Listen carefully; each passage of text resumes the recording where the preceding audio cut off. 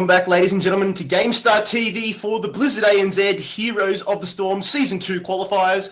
My name is Kit Fox, your host, and if you've just joined us, you've missed 3 rounds of amazing Heroes of the Storm action. Round 1, we saw Infernal Shrines, and that was Leighton Hewitt versus Trump Sports, with Trump Sports picking up the win. City Walk then went head-to-head with Onyx United on Battlefield of Eternity, and City Walk came out with the win. And then we just had Sky Temple, where P5 went up against the current champs, Nomiya, and Nomiya picked up the win. John picking up the nomination to the GameStar MVP program as well.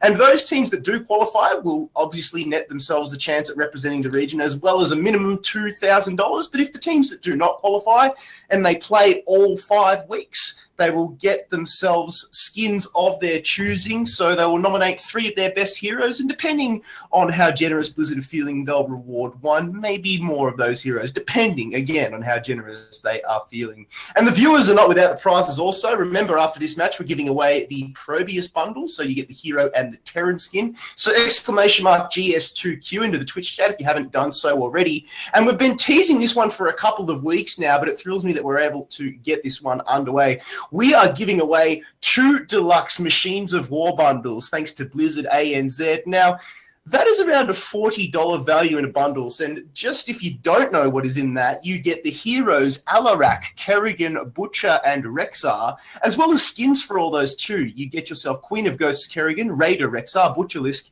and the Herald of Nzoth Alarak, and you also get 2 mounts if that wasn't enough. You get the Ghost Speeder and the Obsidian Cyber Wolf as well. So the way that you got to get your hot little hands on those is to follow the links that our community manager, Evexium, is going to be putting into the Twitch chat right now. And again, we're giving away 2 of those, so there is 2 links for you to follow. There will be a total of 9 entrants per person if you follow all the links inside those links. Linkception, if you will.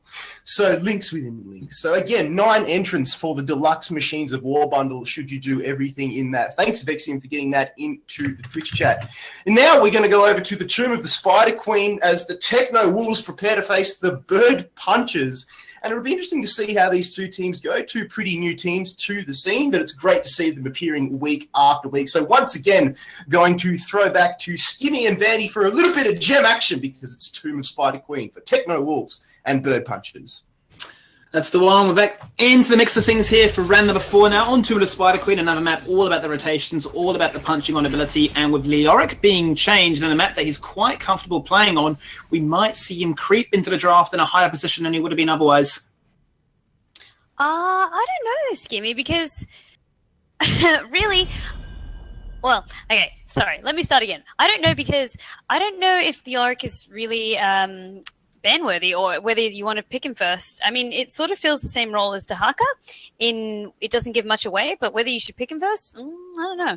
I don't know about him being ban-worthy. I think he's definitely not that strong, but he's definitely a hero that when picked, especially on this map, if you're going to go down that route of picking the Arthas, it's Arthas' absolute worst nightmare to verse the Leoric. The only thing is, though, if you do pick him on very early, the other team gets that telegraph from the read to say, well, we can pick heroes now that have tons of mobility that can never really get caught by your Entomb, which in turn finds no value. That's very true. As well as, you just made me realize, Arthas has actually gone through either not banned or picked in a couple of matches, save for the first one that we saw tonight on stream. So whether other teams have been picking him off stream, or whether people think that the buff has really changed him in such a way where he's just not viable anymore, that's a really good point to just sort of bring up, and one that hopefully people will realize, because he is still so strong, and exactly for those reasons that you highlighted. Yeah, I mean, Arthas is one of those heroes that really doesn't have too many bad matchups, but Leoric is really the king of punishing tanks, and as long as that Drain Hope hits, he will win that matchup without a shadow of a doubt. But here is a very interesting adaptation for the draft. Zaya, obviously, no surprises there, but the Karazim being taken off the board really springs to mind. Is there a pocket pick here by Techno Wolves when it comes to the Karazim pick? Or is it that they just are setting up for something greater and bigger? Maybe they're just trying to sort of ban out a lesser tier support so that they leave the top tier supports on the board for them, such as the Lucios. And we have seen a lot of Brightwing actually tonight as well, Skimmy. So Brightwing is definitely back on the board, back on the scene for ANZ, and of course our staple go-to man, Mouth. That's the way. I mean, that's the option that really is presented now to Techno Wolves, because they can go for either the option of the mouth, a safe standard opening in a support department, which really meshes with any kind of comp. But they can also open up with a Tassadar, because that can allow them to go for the enabling style. But they do lock in with the Arthas straight away. The only real thing, Vandy, before I pass it back to you, with the Karazim, because he has 7-sided strike, potentially that's suggesting they want to run a very heavy melee comp.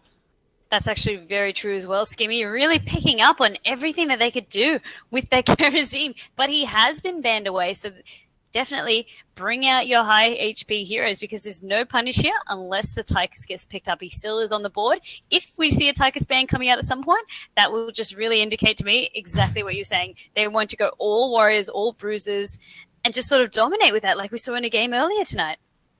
Now, with Arthas being locked in straight away, I think if you go to the Yorick route, you kind of get baited. I quite like this here. They pick up the Premier tank, they go for the ETC straight away, but then they get the option for either the support or the assassin. In this case, actually value the assassin far greater. They're going to go for the Jaina here. So ETC and Jaina, we saw it last game by Nomia, a few of the components that are necessary to go with it. But it now passes the ball across to the Techno Wolves, which can really adapt this into any means possible. They could take out that Malfurion themselves, denying that crucial clutch synergy. But then, I mean, they could leave it up as well and just ban it away. What I'm not seeing from either team at the moment, Skimmy, is any sort of specialists come out. We're not seeing any Zuls, no Nazebos, no Sylvanuses. And the reason why they can excel so greatly at this is by clearing the wave and collecting all those spider butts for the turn-in. So wave clear is definitely prioritized on a map such as this because it's smaller as well. You push the map and then you sort of you push your lane and then you go on to roam the map. But we're not really seeing that high prioritization. Yes, we now do have a Kael'thas and the Jaina, but whether they want to go for more, if they feel that's enough, I want to see where teams prioritize this, both on the Technos and Bird Punchers side. Well, I actually really like this draft in the first few initial picks there by Techno Wolves. They've gone for the Lucio, which when paired with the Arthas means you have tons of movement speed, but also tons of ability to slow members down. So there's actually no chance really for the Bird Punchers to run away.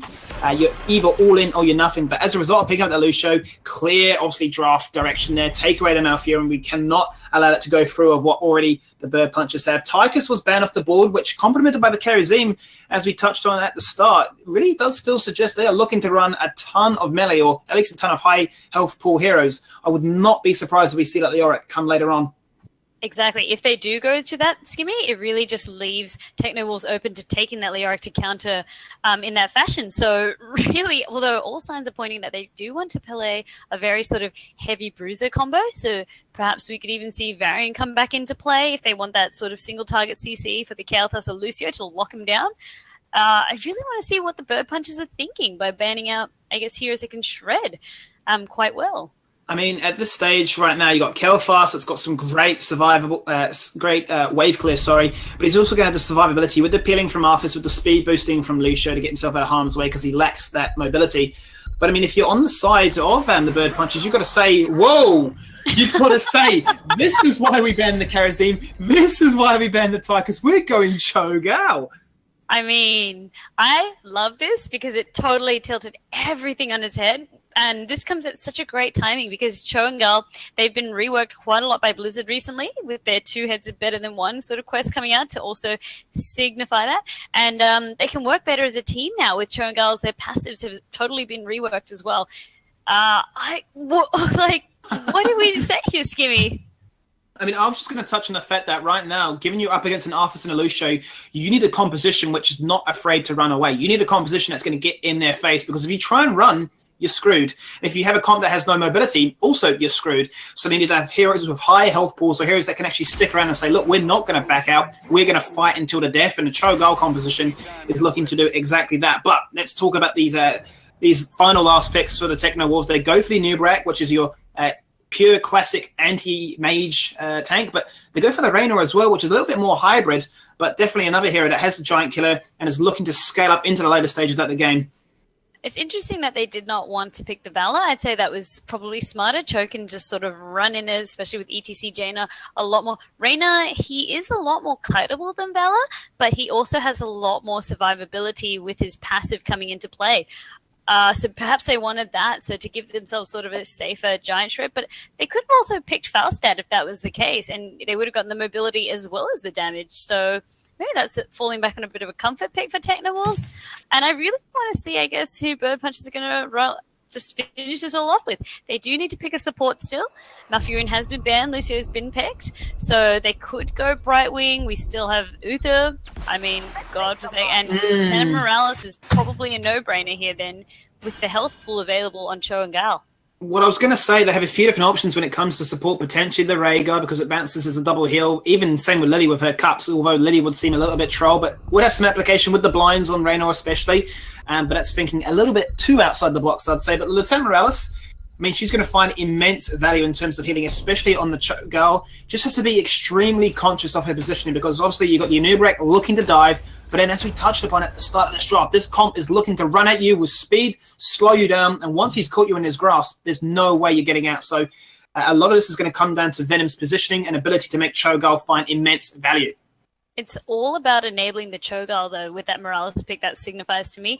Yes, they could have gone the Rhaegar, gotten that ancestral healing to do something similar as well, to replenish the health pool when it gets low, but they just wanted the heal bot. Whichever target's getting focused, the heal bot's going to be there. But as you said, Venom needs to play it very carefully, make sure that he does not get caught out, because on the side of Techno Wolves, they do have a lot of tools at their disposal to do so. I mean, the only thing that I'm really concerned about is the fact that no Leoric was picked, especially on the side of the Techno Wolves. I mean, that would have done so nicely against Cho'Gall. Drain Hope alone literally counters them to a T. So the fact they went for the Anubarak, I mean, it's played out quite nicely given that a Lieutenant Morales was picked, and potentially that's the reason they went for it, because they knew that was the support that was going to be picked up. But in a 1v1 brawl, Anubarak's going to get absolutely, bodied by this Cho'Gall. But let's talk about the game in a second. Let's jump into the teams themselves. Techno Wolves in the blue stripes. On the left-hand side, it is Legoland playing Arthas. Bray Junis is on Anubarak. Heroic Banana is rocking it with the Kel'Thas. TISM is on Raynor, and Brangai on Lucio. And on the red team, we have the Bird Punchers, Taish on Jaina, JD on ETC, Venomoz playing Lieutenant Morales, Holy Grail playing Cho, and Charlotte on Gull. Well, we're going to have to call these guys Whole T today, because they're two names meshed into one. I'm looking forward to this one, Vandy. I love Cho'Gall. You beat me with Cho'Gall. Let's not talk about that. Let's talk about these kills, because Powerslide comes in, and Lucio dropping those beats a little bit too preemptively. He had a sold-out show, and he's dead.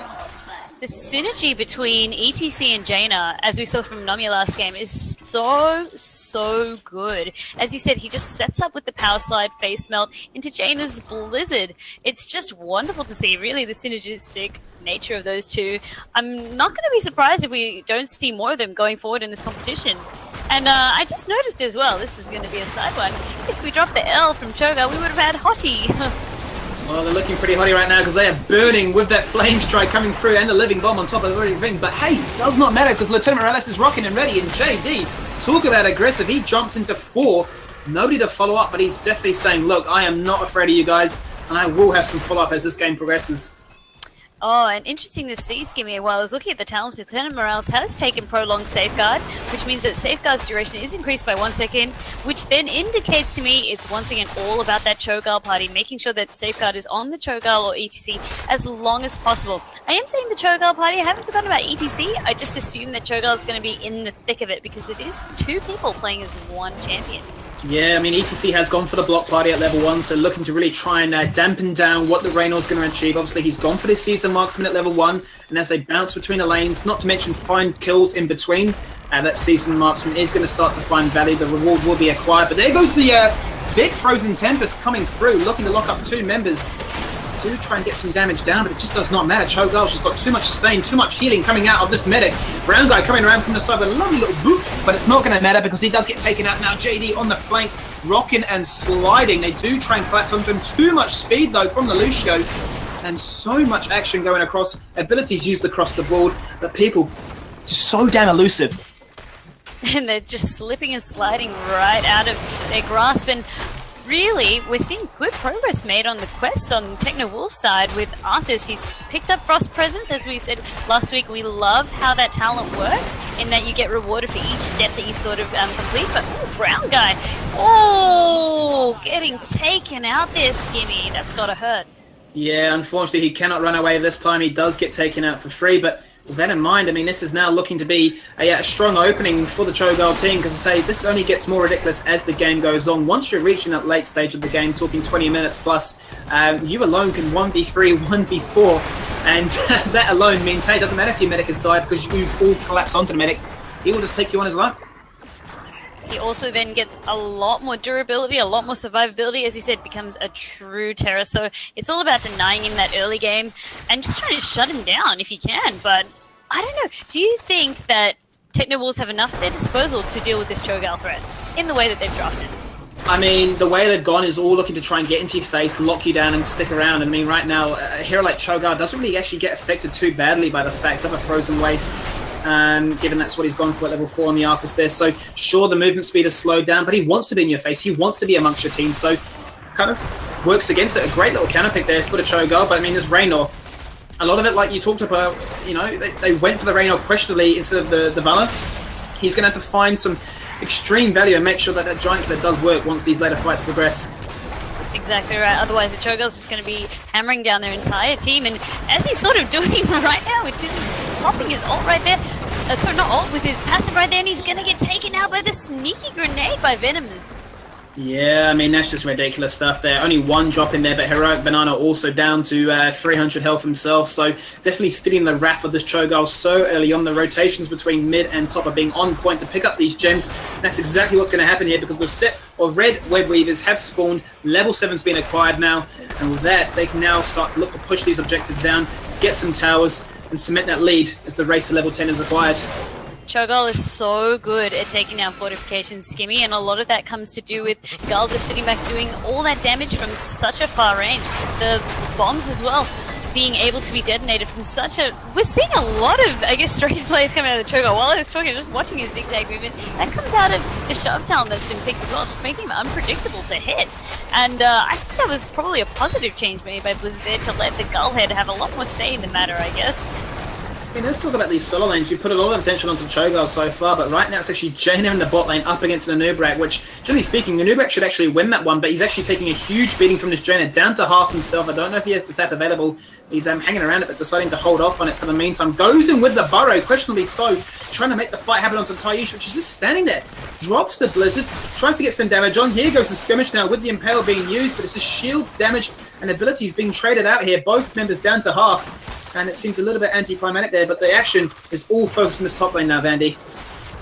All the action was happening, Skimmy, with a huge push going on in that top lane. They're not getting much value. They're just making sure that they poke, not committing too much, because the one downside of Cho being in fortification range means that his attack speed can be slowed if there's no minions about, and they were doing quite an effective job of clearing them. So they're just making sure that they don't throw their lead. Playing a cautious game, and that Jaina does fall, overstaying her welcome.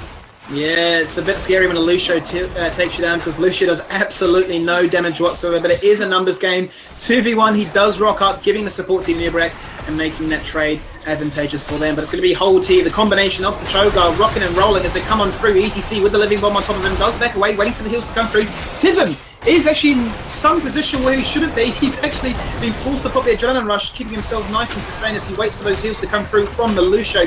They are going to come in slowly as he's got to wait for it to come about, but they are going to try and lock up this Cho'Gall. Gravity Lapse comes on through. Steal the healing beam is there from Venom, who's got the heals for days. He's got mana reserved all day and all night. Raynor gets punched though. No adrenaline rush. He cannot sustain it. They're going to Legoland now, which, you know, he's got 37 gems in hand. This is going to be absolutely huge if they take him down, and they do. No member from the Techno Wolves there to pick up the gems, Vanny. And with level 10 now being acquired as well, that's a huge, huge shift of the momentum. It just means that the next turn has been put so far back, because they still do have 48 gems, but it just means that that's all they have to use to take the gem. They have no setup after that. They're going to get pushed back from laning, as well as the level 10 acquired, as you said, Skimmy. So bird punches can be as aggressive as they like right now. They have the level advantage, they have the talent advantage. I mean, they've gone for stem joining actually as well with Medic here, so I'm trying to find the most prime target for that. You're not going to want to see that on the Jaina, because she does absolutely nothing with her autos, but definitely on the Cho'Gall.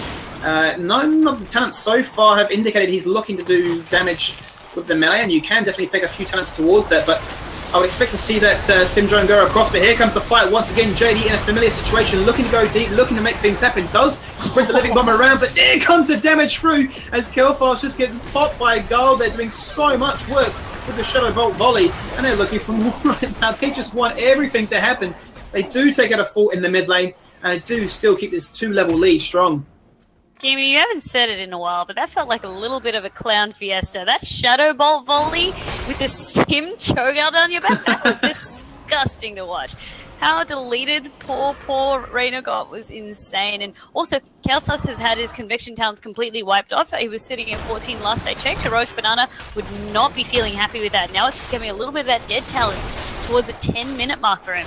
I mean, that's the risk that you take with it, right? Yeah, it can be an absolute power spike in a win condition, but find no value out of it. If you do obviously lose it before level 20, it can be so infuriating, and you just feel like, why did I not just pick another talent that could have had a lot more value? But I mean, really, it comes down to this.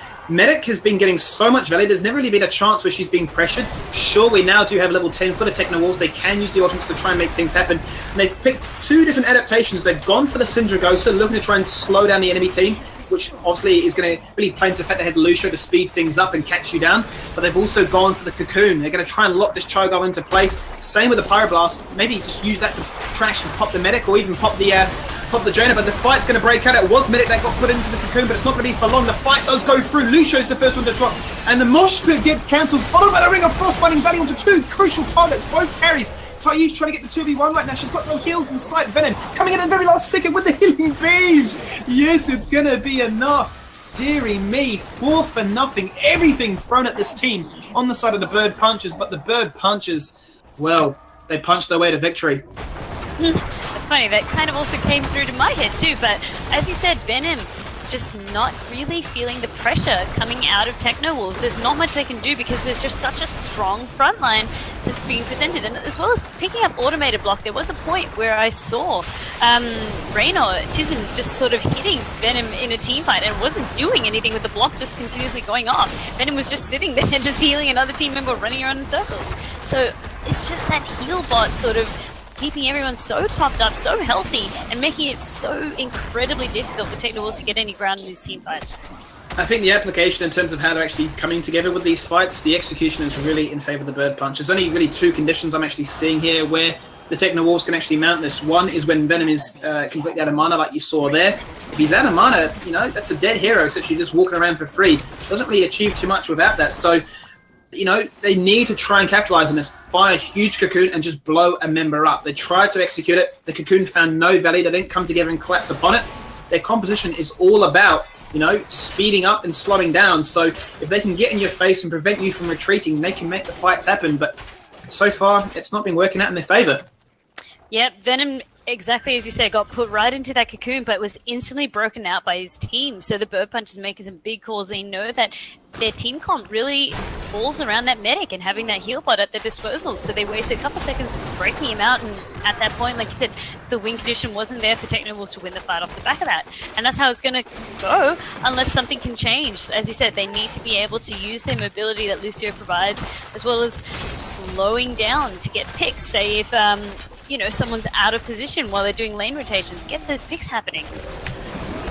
So we do see Reyna at 32 stacks out of the total 40 for that reward to be completed, but Holty is not going to wait around. He's going to jump straight in there with the Shadow Bolt volley, making things happen. This time the Cocoon comes out, followed by the Sound Barrier, making it happen, but the ban! Look at the Mosh Pit, followed by the Ring of Frost. Everybody just getting popped. Reyna gone, same with the Arthas. Another member falls down, Lucio gone for free. It doesn't even matter if you take out the Cho'Gall because the rest of the team are going to be there. Jaina with the quad, single-handedly doing work and making people pop. This Pyroblast, it's still in the inventory. It's still waiting to be used. Convection, once again, that 4 has not found any value like you touched upon there, Vandy. And I mean, they're level 15 right now, 14 kills to only 1. I mean, they can pick up the boss and they've got the map under control. They've got all the pressure on their side, all the tempo as well. There's not much that Techno Wolves can do now to sort of muster up an attempt on the boss fight. They could try and soak the lanes as well as clear out boss together as a team, but if the Bird Punchers are going to continue to play aggressive as they have, they will probably escort the boss as well, because Venom can keep them topped up for days. They actually just lost a keep in the bot lane as well. Those golems were picked up. Nobody actually responded to them. They kind of like choked around. Should we check boss? Should we not? And as a result, they got punished for free. A bottom keep lost.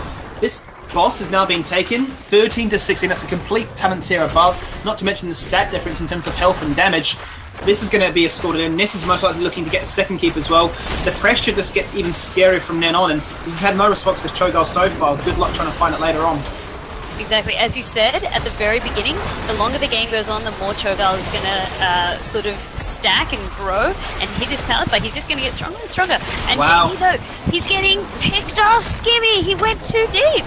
Yeah, they tried to make something happen there despite not having the ultimates available. Actually, despite not having the talent tier available, they went in, they got the Cocoon this time. Full Valley comes across. Pyroblast taking out Lieutenant Morales. This could be the fight they need. It is 2 for 2 right now. Arthas does fall in hot pursuit as well, so the numbers advantages once again with the bird punches. Solid down to the fact that they have the talent tier. Jaina does drop down. It's Cho'Gall versus the world. He's up against Brave Junis, which does sneakily disappear at 200 health. And Holty, well, they're not too topped up in the health to bump. The boss bodied through the keep on towards the core. It's a 1-for-1, or technically a 2-for-1. But, you know, with that, they actually can't really achieve too much. Quite good engagement, to be quite honest there. They took out the Cho'Gall, they got the Pyroblast, but it just was not enough.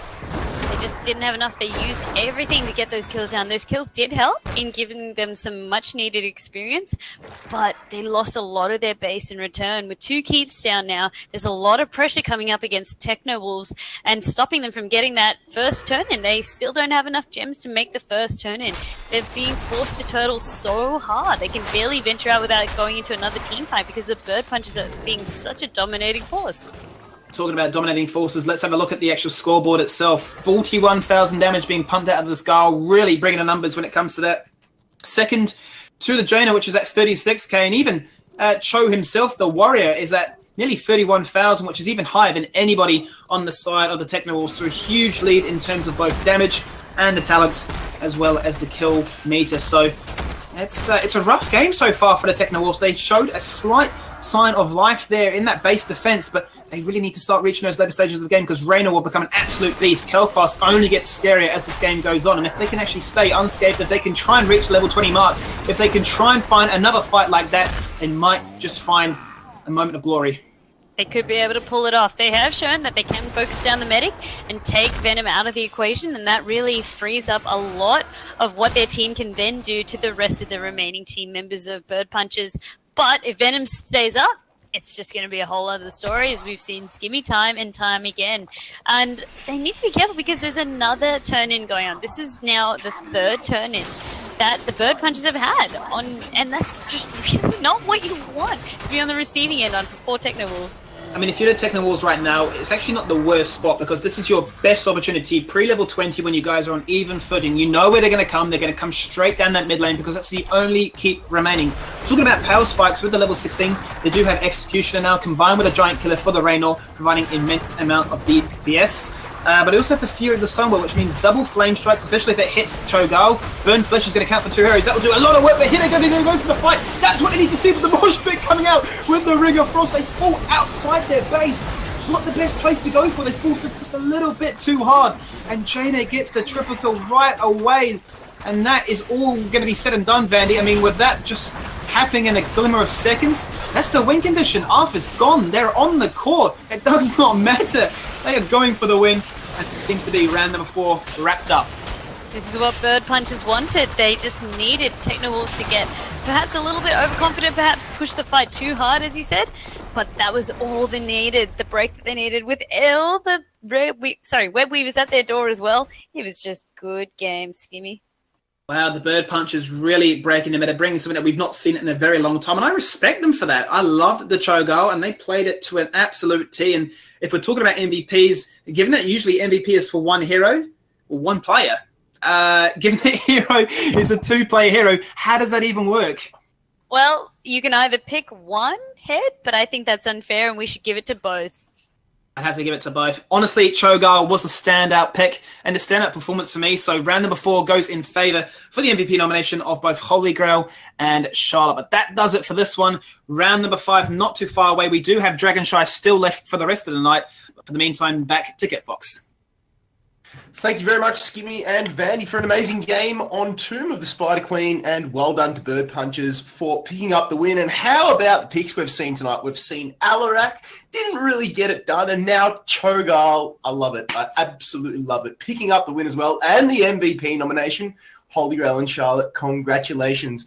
We are, of course, giving away the Probius bundles, so when we come back after the break, exclamation mark GS2Q into the Twitch chat. If you haven't done so already, we're going to be drawing that, and then another one of those after Game 5. And as well, we've unlocked the Gleam giveaways for Deluxe Machines of War bundle. That's about a $40 value as well. So much swag in those bundles. We'll get those links again into Twitch chat in case you missed them. So don't go anywhere, because we'll be back with the final round right here on GameStar TV.